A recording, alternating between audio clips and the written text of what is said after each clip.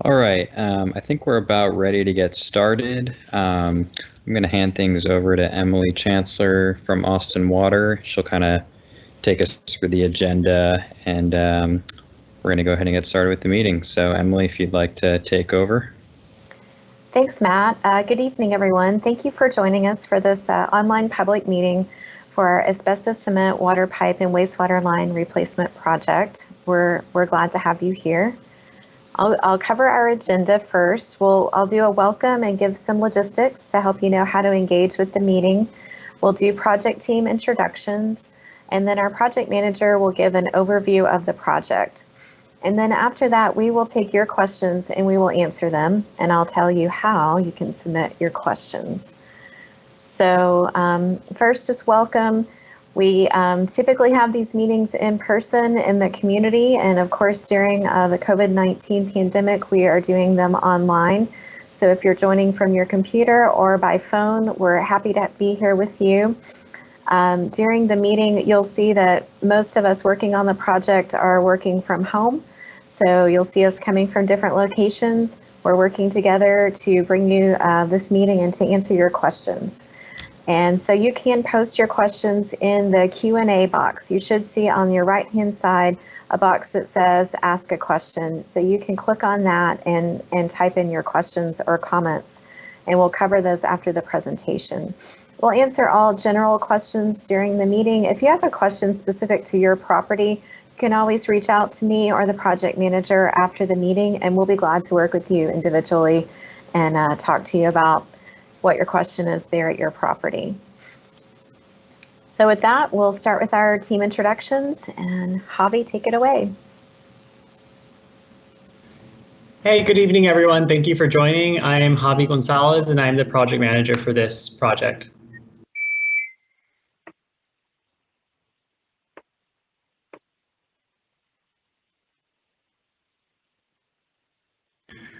So I'll continue to go down the list of the individuals that are working on this project. We have Antonio Lopez, our engineering construction coordinator, also with Public Works.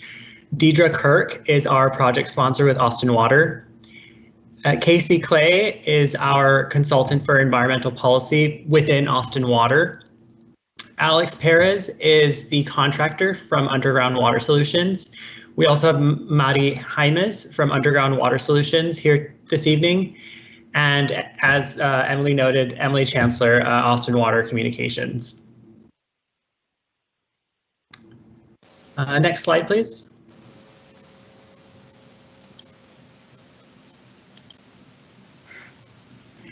So I'm just going to provide an overview of the project and how it relates to Austin Water.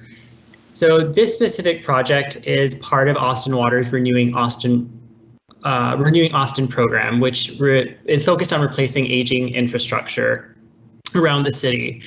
Specifically, the Renewing Austin program is focused on upgrading aging water lines and keeping pace with the infrastructure demands in the city of Austin. Austin Water uses data from maintenance calls and emergency water line breaks to identify and prioritize replacement of aging pipelines each year. Next slide, please. Thank you. So this slide shows a map of the 5 different project locations that this project is focused on. So those 5 locations are Carwell Drive, Inspiration Drive, East Meadow Bend Drive, Deloney, Commerce Street and 16th Street, and West Village Court. We'll start off with the Northeast Austin area, which consists of Inspiration Drive, Carwell Drive, and East Meadow Bend. The map thank you. Sorry about that. So the map here does show the proposed water lines and wastewater lines, as well as new fire hydrants that are part of this project. Right.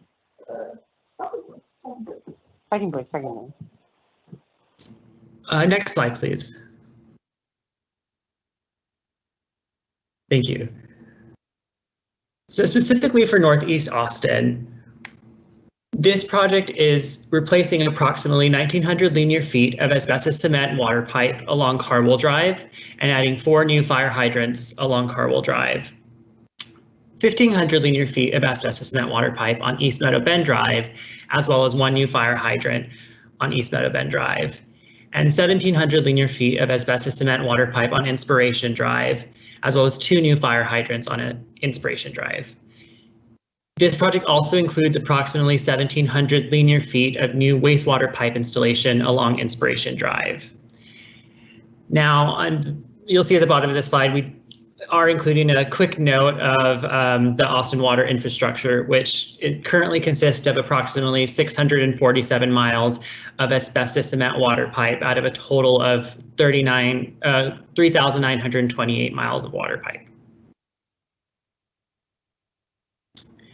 So for East Austin, we have Deloney Street, Commerce Street, and 16th Street, where we'll be working for this project. And again, you can see the proposed new water and wastewater lines. And to break this one down, we are replacing approximately 1,100 linear feet of cast iron water pipe along Deloney Street, 300 linear feet of cast iron water pipe on Commerce Street, and approximately 500 linear feet of concrete wastewater pipe on 16th Street. In East Austin, the project also includes approximately 350 linear feet of wastewater pipe rehabilitation along Deloney Street and 200 linear feet of wastewater pipe rehabilitation on Commerce Street. One thing to note about the East Austin location is that there is no asbestos cement pipe present in that area.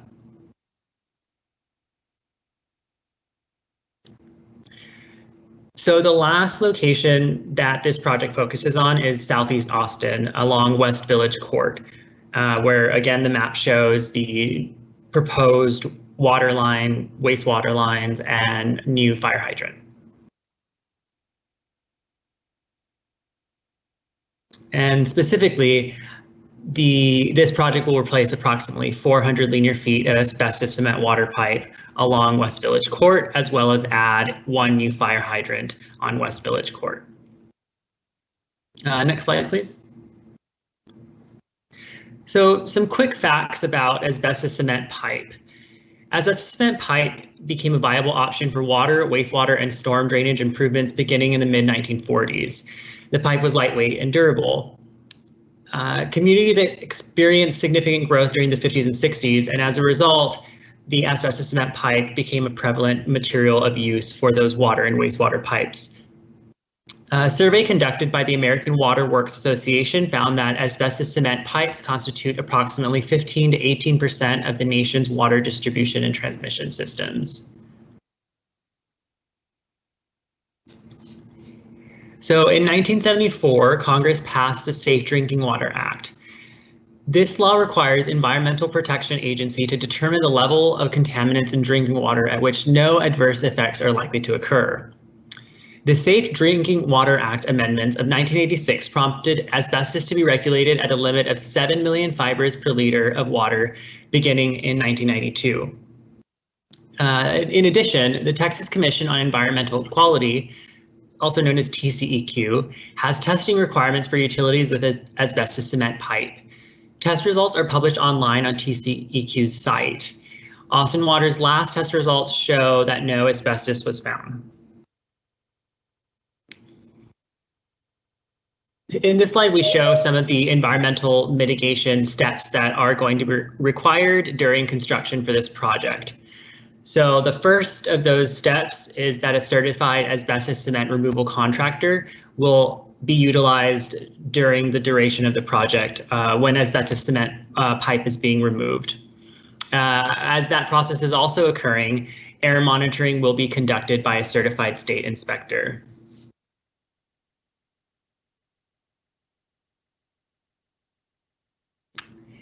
What to expect during construction. So the quick overview, the contractor will be using heavy equipment to dig trenches for the new water and wastewater lines. Once that happens, or after that happens, the roads will be patched after the line is installed, and all roads will then be repaved at the end of the project. That being said, crews will work in front of your property a number of times to complete each phase of the project, including excavation, pipe installation, temporary paving, testing repairs as needed, and the final paving.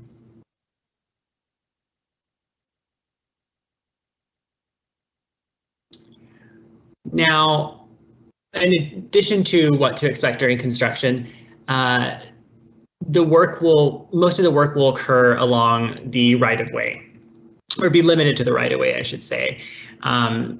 Here we provide a definition of what that is. So in many cases, the right-of-way is located between the street and the sidewalk in an area that you may consider part of your lawn. So in those instances, it may be necessary for you to remove landscaping or other personal items in the right-of-way before your new water service line is connected to the water meter.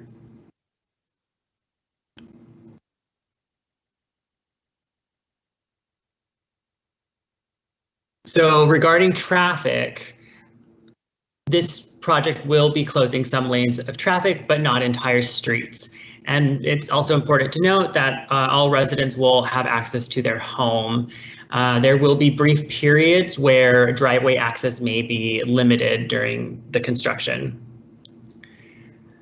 At some point, water will be turned off to connect the new line, but this most likely will last for a few hours on a single day. Residents will be notified via flyers posted on their doors when the water will be turned off in order to connect the new line. One thing that is important to note is in some cases during construction, if an unexpected leakage occurs in the water pipes, there may be an emergency outage that occurs, and as a result, it may be difficult for the city to provide that 24 to 48 hour notice in advance of the water being shut off. Regarding work hours, the work hours for this project are generally going to be Monday to Friday, 8 a.m. to 6 p.m. And there may be some instances where weekend work will be required. Now, as we are still practicing COVID-19 safety guidelines consistent with federal, state, and city guidelines, it is important that we note what the project will be doing in order to stay consistent with those protocols. So Austin Water construction projects support critical infrastructure for the health and safety of our community, and therefore construction activities are allowed to proceed under the current City of Austin restrictions. Some of the safety requirements that will be in place during the construction process include all workers must wear face coverings and maintain a 6-foot physical distance. Sites with more than 10 active workers must have staggered shifts. All sites must begin each workday with safety briefings that include reminders of all COVID-19 safety requirements and a check of personal protective equipment. Hand washing is required, and hand washing stations and restroom facilities must be at least 6 feet apart. And work sites must provide single-use disposable paper towels and non-touch trash receptacles.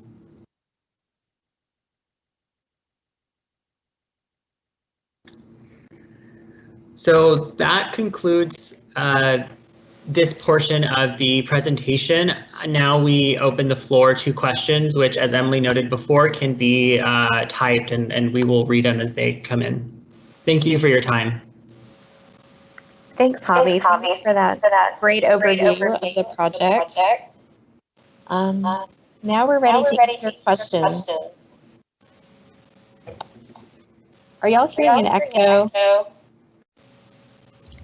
Yes, I'm getting a slight echo from you. Okay. Oh, that seemed to fix it, whatever you did. Okay, thanks. Yeah, good. We don't have any questions typed in yet, so if you just look to the right side of your screen, there should be a button you can click to ask a question, and you can ask questions or give feedback. Those of you who have joined the meeting from your computer, I think we've had quite a few people call into the meeting, so I'm going to give a few moments here for folks to type in questions, and then those of you who have called in, we can try to unmute you if you would like to ask questions. So we'll try to do that in just a moment.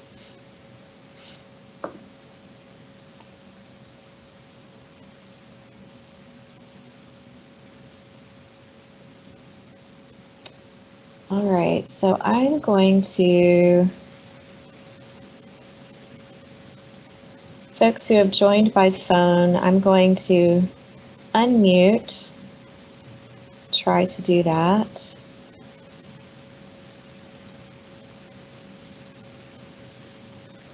I could probably help with that too if you. Okay, thanks, Matt. That would be great. Sure. Okay.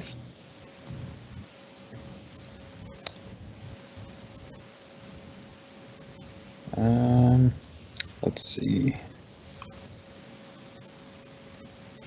So if you have called into the meeting and you aren't able to ask a question, you can definitely contact us late after the meeting. You can call or email, and we'll be glad to answer questions. I'm going to go ahead and put up on the screen. We have a phone number for the project manager and for me, as well as our emails. So we're happy to hear from you after this meeting if you aren't able to ask your question now.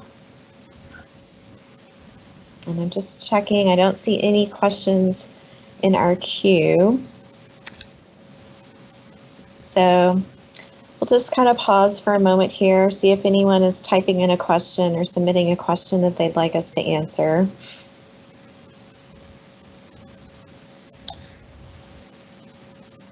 Yeah, it doesn't seem like I'm able to unmute. That could be because people have muted themselves, but Okay. yeah. And I'll just mention also that there will be a recording of this meeting, and we'll get that up on the project website in the next, probably in the next week. It will be there, so you can always review it later. Share the link with neighbors or anyone who has questions. One of the things we haven't talked about a lot is during the construction, the project inspector, Tony Lopez, who is on the line here, he will be your contact in the field, and he'll be working with the contractor to make sure notices are given to residents. If work is going to be going on in front of your driveway, they'll knock on your door to let you know. We'll also be sending email updates out throughout the project. And so there's going to be a lot of communication and a lot of coordination to try to make this as least disruptive as possible. Okay, let's see. Do we have a question now? Yes, we do. Okay, I'm going to publish this. All right, so when there has been repair work done on water lines so far, such as for Austin's foundation shifting ground, how was asbestos safety been maintained? So I guess there's questions about how the asbestos safety has been maintained when there were repairs on water lines in the past. Casey, is this something that you are able to address?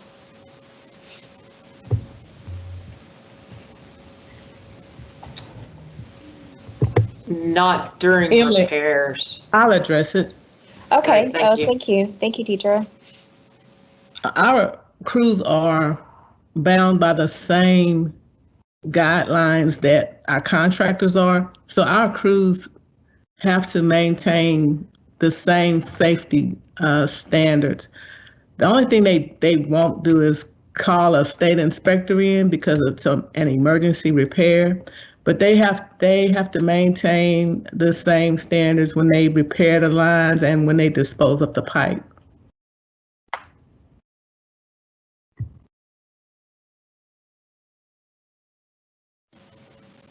Thank you for answering that. Appreciate it.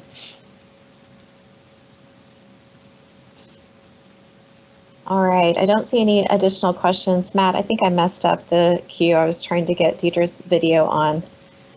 Oh, no problem. Sorry. No, you're good. It looks good to me. Okay, all right, Yeah. good. we've had to learn a lot of new technology to pull these things off, right? Yeah. I'm just going to pause for a minute and see if any other questions are coming in. Yes, we have a new question. Oh, thank you. The person who asked that question just says thank you for your answer. Thank you, Deidre. You're welcome.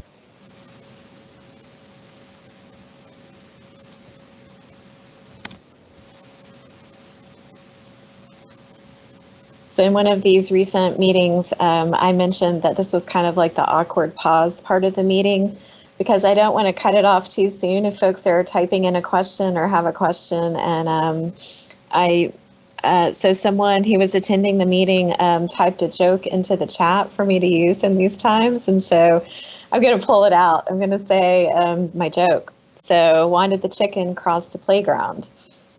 To get to the other slide. So that is brought to you from a resident in Austin who attended one of our recent online meetings, just trying to help me out. Thank you for that, Emily. Nothing like a good preschool age joke to keep your public meeting lively, right? Okay, I don't see any more questions coming in, so I think that we can call this a wrap. We really appreciate you all joining. The project team is here to answer questions or to address any concerns you have during the construction, and we're glad to be able to bring this improvement to the infrastructure in your neighborhood. And so I want to thank you for being with us, and have a good night.